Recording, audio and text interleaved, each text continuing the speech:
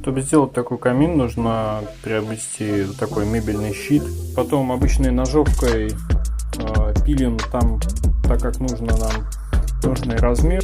После этого нужно обработать кромки.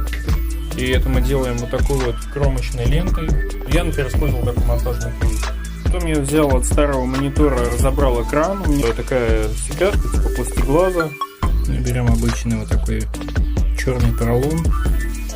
В нем проделываем отверстие и вставляем туда вот такую 12-вольтовую светодиодную ленту красную. Получается такой эффект угольков. Как сделать так, чтобы было такое мерцание огня? Я купил вот такие свечки.